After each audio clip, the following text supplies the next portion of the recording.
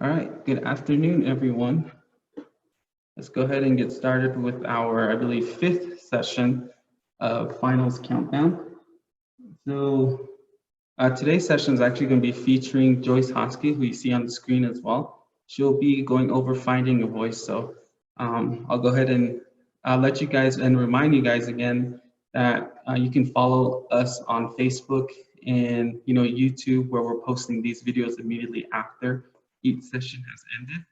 And then, just follow dclearningcenter.com to see all of our upcoming events, especially with Finals Countdown, because they let you see the description of what each session is going to be about and stuff like that. So again, Finals Countdown was designed to prepare you guys for finals, right? So some things to keep in mind when you're going to be editing your papers, or if you're enrolled in Math 100, 102, or 110, those presentations we have are designed from the very beginning of the semester to what you're currently learning now, right? So it's sort of like a review, basically, what this finals countdown is. So hopefully all of our presentations have been super helpful so far, and I hope to see you guys at our next events. Yeah, and we also are streaming live on Facebook, where we have a couple of viewers as well, and we usually get questions from Facebook as well. So if you guys have any questions, feel free to use the chat box, or we can wait until the end for a short Q&A or something like that, yeah. But yeah, I'll go ahead and introduce Joyce. Here she is. She's our professional writing tutor. So yeah, go ahead. Okay. Good afternoon, everyone. I'm sorry, I had to speak really loud. My name is Joyce Hosky. Ashin Shlet, the Bethlehem of Bashichin, Nashgali Danet, Dashiche Kia Ani Dashanele.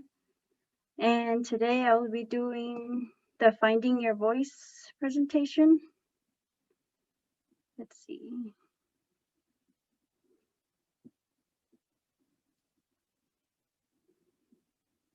So here it is.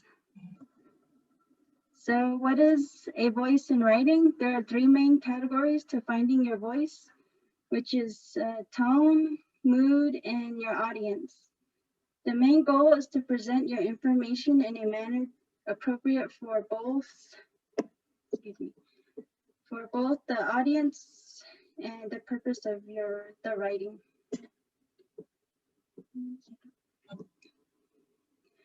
The voice is the author's style, the quality that makes his or her writing unique and which conveys the author's attitude, personality, and character.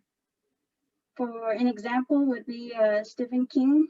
He's known for writing books that scare and frighten his readers. So that would be his voice. There are also other authors who have their own voice, such as those who write romance novels or fiction. And the second is, why is tone and mood important? It establishes an emotional connection between your work and the audience. Once readers feel emotionally impacted, they will be better able to understand the central message or theme of your work. How to find the right tone and mood? It's basically to ask yourself three questions, which is, who am I writing this for? What am I trying to tell my reader? And how do I want my reader to feel while they're reading your assignment? So tone is the author's attitude, how they feel about their subject and their readers, expresses the author's personality they want to show their readers. The dictation, the words that the author uses in his or her writing. The point of view, the author's view of how it affects his or her writing. The syntax, the arrangement of words to create a sentence. And the level of formality, which is informal and formal. Your mood is the overall atmosphere of a feeling, a piece of writing. It is close to tone, but the tone definitely influences the overall feeling of the text. So three that will help you find your mood is the dialogue, is a language between characters. The settings is where and when the story takes place, and the plot, the events throughout the paper. So the top tones in writing, there are many different ones. Or for the academic writing, the top ones are usually the formal, which is the contraction, emphasizes, and grammatical correctness. Informal is conversational, expressive, similar to how you would speak to a friend or family member. Optimistic is having a positive outlook, sense of hope for the future. Pessimistic is is worst outcome, negative outlook, and no hope. 5 is worried, making the reader apprehensive and afraid. And the friendly, non-threatening, implements trust, can be formal and informal. Assertive is confidence and authority. Encouraging, supportive, and understanding. Analytical, reasons, logical, justifications to support topics. And dark, serious, and angry, which is implementing hate or disagreement. The importance of your word choice. Your choice has an impact on the voice and tone you want to show. So, excuse me, using personal terms such as I and you is an informal tone. So using personal terms, subject tone makes the writing personal and emotional, creates a connection between the writer and the reader. Avoid using I and you is a formal tone, focuses on facts, neutral, and uses a high level of words. Creates a distance between the writer and reader.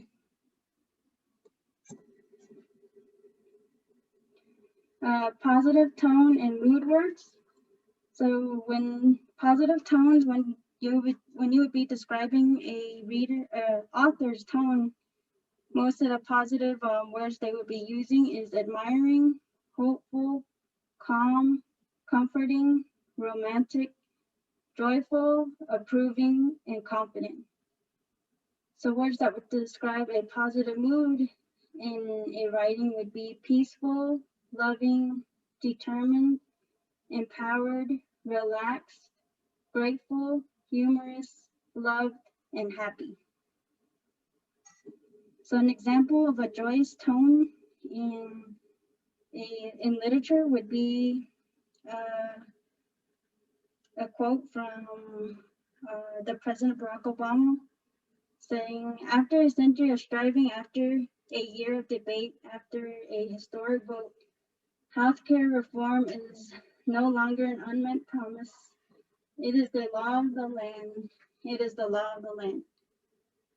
And an example for a care and respect tone was, our belief in what we do and how we do it comes through our compassion and enthusiasm. It tells stories about the authenticity, empathy, and honesty. We care about the world and the impact we have on it.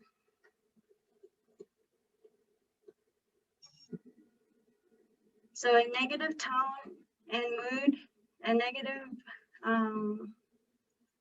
words that would describe a negative tone would be hostile, angry, sarcastic, bitter, miserable, disrespectful, nervous, bossy, depressed, impatient. So negative words that would describe a negative mood would be mad, aggravated, annoyed, intimidated, confused, disappointed, jealous, irritated, overwhelmed, terrifying, and threatening. So an example of a negative tone would be from The School by Donald Brenham. Says, and here he uses words like death and depressing, creating a negative and unhappy tone. So here he says, and the trees all died. They were orange trees. I don't know why they died, they just died. Something's wrong with the soil, possibly, or maybe the stuff we got from the nursery wasn't the best. We complained about it, so we got 30 kids here. Each kid has his or her own little tree to plant. And we got these 30 dead trees. All these kids looking at these little brown sticks, it was depressing. So the choice of words he uses shows a negative and an unhappy tone. So in formal versus formal. So in this case, this is the first example. It says you can find out all about the survey on page 7. So to make it formal, you would rearrange the words as details of the survey are to be found on page 7. And the second one says doctors have established a new method of. The third one is the safety officers are looking into the problem. And here it says the safety officers are investigating the problem. And the last one says they found out what the important things were. So to make it formal, they changed to using they determined, discovered, established, identified the important properties, characteristics, or issues. Here you're just seeing that they used more of a different type of word choice to make it seem more academic. And informal is mostly using like slang, how you would talk to a family member or to a friend is more of an informal tone. But for formal, is mostly what you should be using while doing your academic essays. So in most cases, or in all cases, all your essays in school should be in a formal context. So an example for number 1 would be an academic writing about Navajo culture. So of course, if you asked who your audience would be, it would be your instructor, and the type of tone you would want to create at least is a happy one, a confident one, a respectful one, a confused, and a passionate one. When you are going to be writing about the Navajo culture, because of course we have, as Native Americans, we all have our own input about it and stories. And the mood you would want to be giving your instructor about your paper is that you're determined, the peaceful of the Navajo culture, feeling relaxed, feeling love for the Navajo culture, excited and calm based on your tone that you implemented. And my example 2 is writing an academic paper on COVID-19. And the audience, of course, will be your instructor. And the tone, I was going to ask here, which you think would be appropriate for this paper.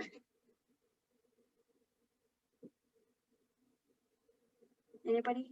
What tone do you think would be appropriate for this type of academic paper on COVID-19?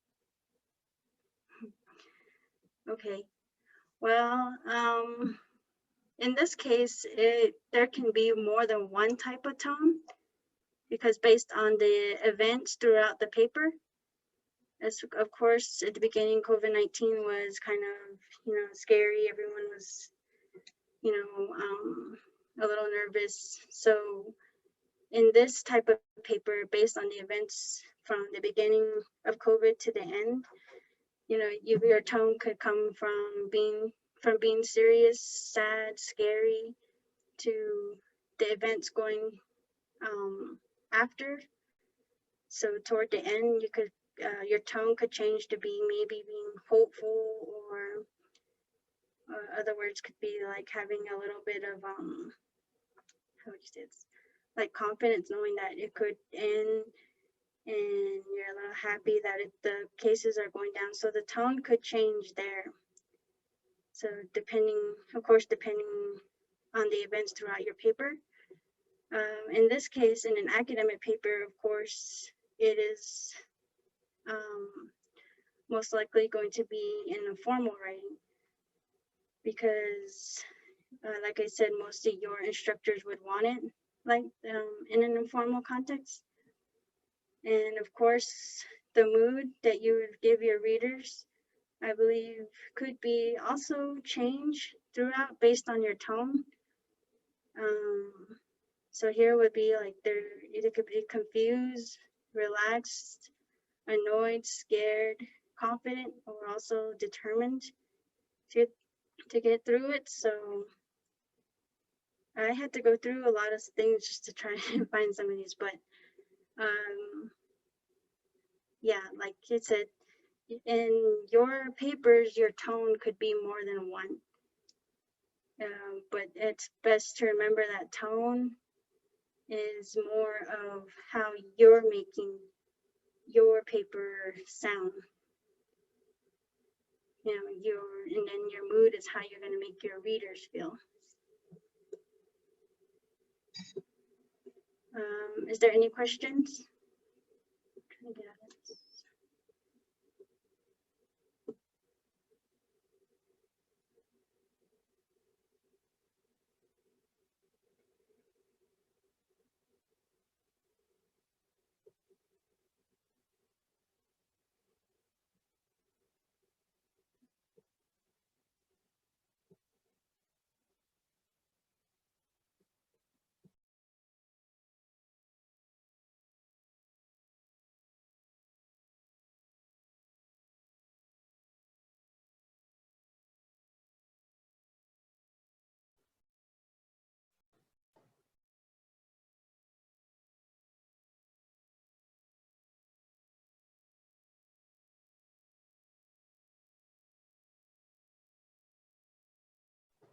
Was that it, Joyce?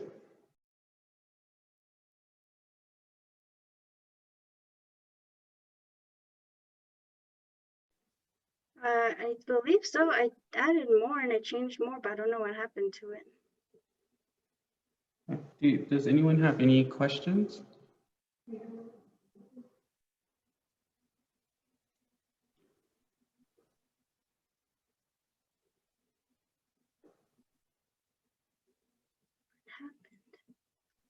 Yeah, so like basically tone and mood are really essential to writing any type of essay, because you know I always tell this to students that you have to take into consideration of your audience, who you're actually writing it for.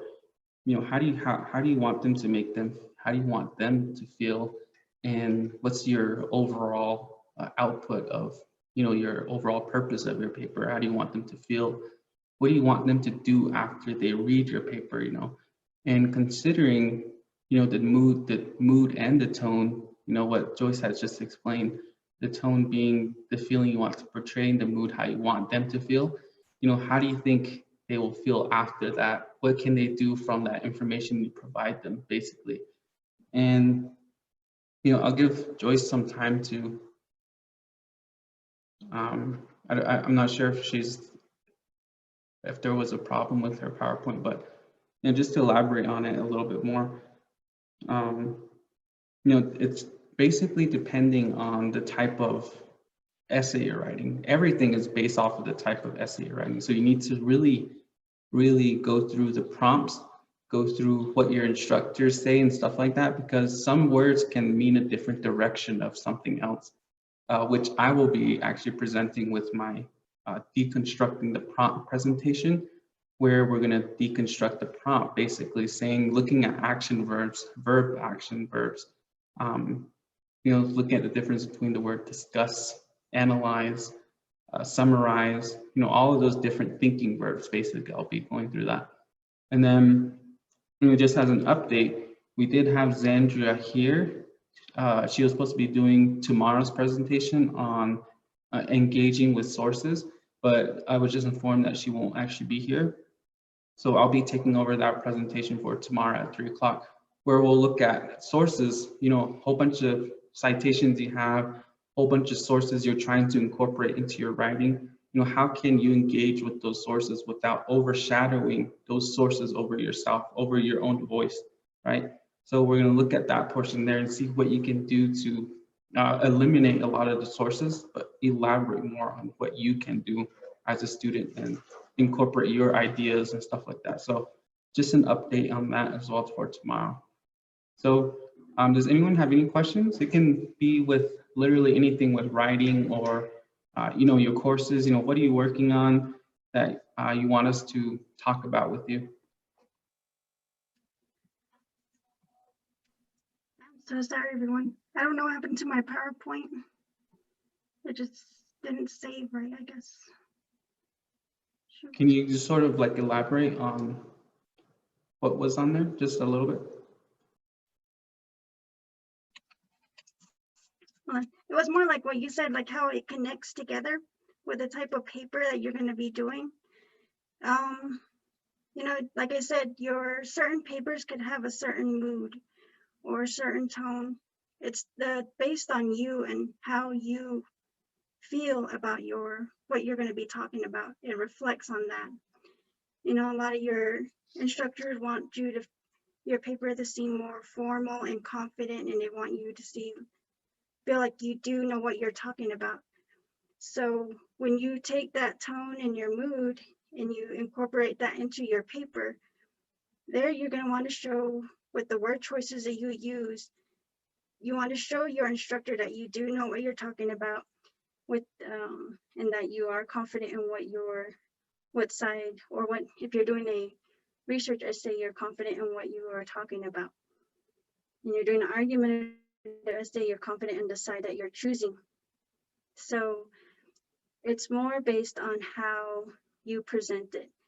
It's based on the word. Like I said, most of it is word choice, I believe, because you, and like I said, in an informal and an informal context, and in most of the instructors will want an informal presentation, a formal presentation, because it's more academic, more educational. And when you use those type of words, that it gives off a better, how do you say this? It gives off a better, how do you say this? Like, it just shows that you know what you're doing. And your mood and your tone should really be a bigger part of your papers. I know in a lot of stuff, in a lot of essays we don't really realize that we are including those, but we are, and we do need to look at exactly what we want to say. Yeah, and don't be afraid to use the thesaurus, because I use it all the time. So, you know, you can find some really cool words in there. So, if, like in the future, if you come across, you know, if you're taking like a more creative writing class, or like an instructor that is more geared towards more creative writing, so like being more descriptive, that thesaurus can actually really help. And it's actually really helpful, even though it's old school and stuff like that, but it can be really helpful because there's a lot of terms out there that mean the same thing, but they sound so much better when you read these different types of words. So I believe Rihanna Sandoval says she's working on an argument essay. What would you give, what would be your advice to her, Joyce, in terms of tone and mood?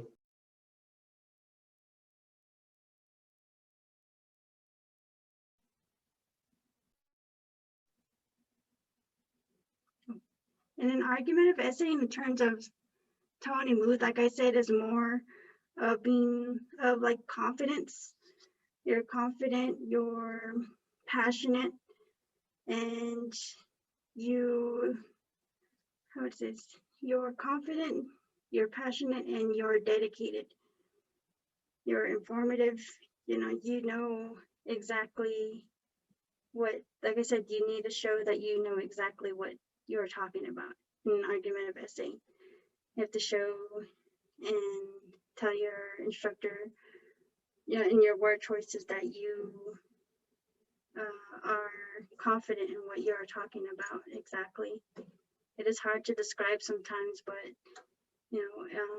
like I said, it basically, for me, it basically is about the type of topic your topic you're going to be talking about.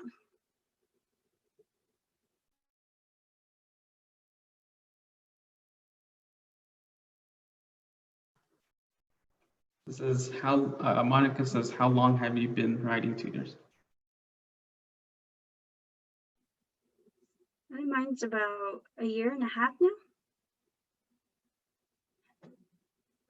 Yeah, I think mine has been since, let's say, February of 2000. I forget when I came on board. I think it was like a year and a half now. It's actually coming on, yeah, a year and a half. So, yeah.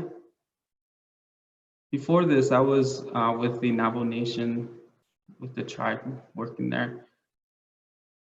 But yeah, if you guys need any help with any type of essay writing, just go ahead and contact the Learning Center. We're always here to help. So you can visit our website, dclearningcenter.com, and that's where you can find our personal information and then our schedules and stuff like that. All of our services and stuff, like even the events with finals countdown, and basically everything that we provide is on there. So if you guys missed any of the previous videos on the past 4 sessions we had, they're already available on YouTube under the Net College Learning Center, so they've been posted. So yeah, does anyone have any other questions?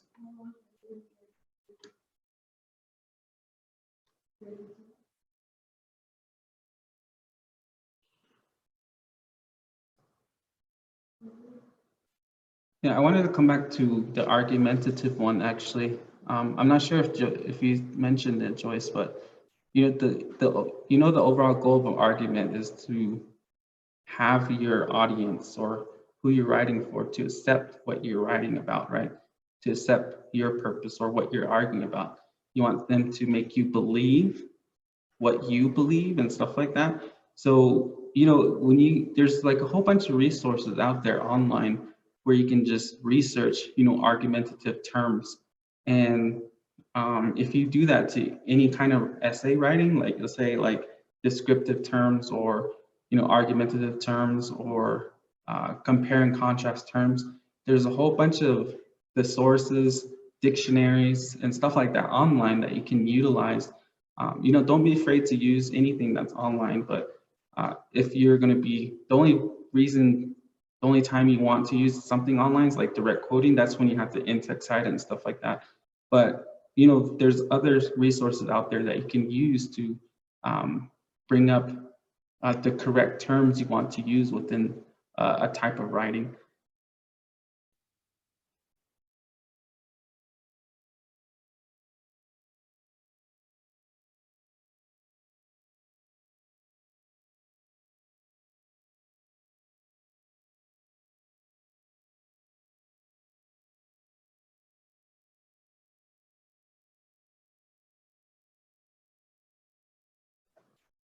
So there's another question here. Can you give a few tips on writing an expository writing? So sometimes a lot of students get confused with what expository writing is because there is several definitions online. But how do you interpret expository writing? Just before I answer something, you can use the chat box.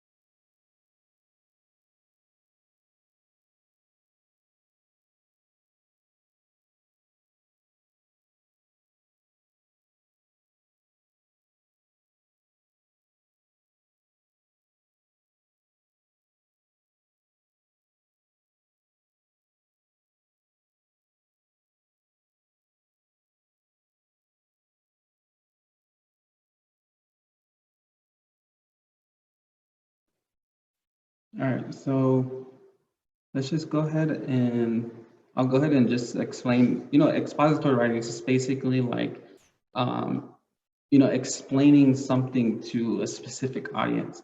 So it's sort of like, well, they say it's explaining something, but it's sort of in a way that you have to be very like clear and concise about what you're actually saying, having a clear thesis statement.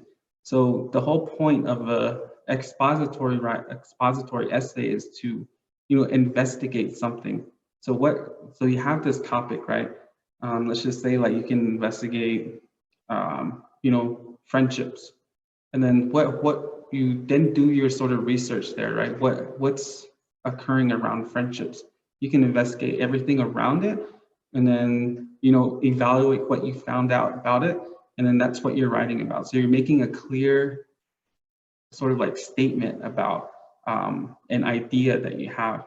So this idea you have to explain it very concisely in a way using organizational tips, organizational like techniques to, do those smooth transitions to, state your purpose basically.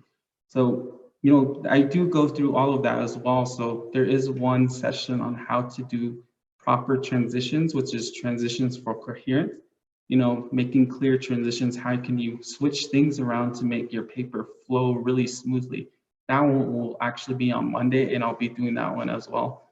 And then we also have like other events like, because a lot of these things that we chose as a group for these writing sessions for this finals countdown, we usually, again, we always default to like MLA, APA, and we focus on that a lot. But now we're sort of want to work towards the little things like, what we did first, abstracts and introductions, and then now finding the tone and the mood. How important is that? And then engaging with the sources, and then transitions and how to organize information, transition words based off of different essays. And you have deconstructing the prompt, which I explained as well. And then looking at appeal to other audiences. How can you appeal to your audience using concepts of ethos, pathos, and logos, like an appeal to mood, an appeal to emotion, and appeal to credibility, right? How can you use those three concepts to incorporate into your writing so that people believe you, right? And then basic things like unblurring plagiarism, so eliminating a lot of direct quotes, but using paraphrasing and stuff like that in your writing. And then I think my favorite, the art of a revision, which is next Friday, which I'll be going through major points that you can look for when you're going to be going through your papers on your own. So yeah. Any more questions?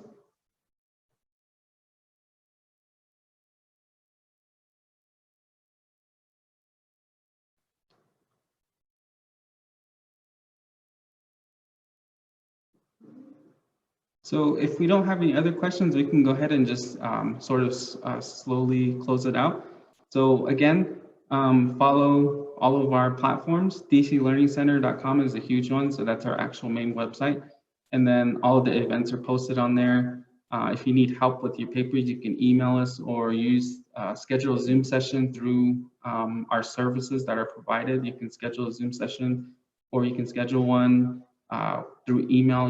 It's really up to you and stuff like that. So I had Audrey post the evaluation for this session. So this evaluation is actually crucial for us to keep track of who's been attending our events.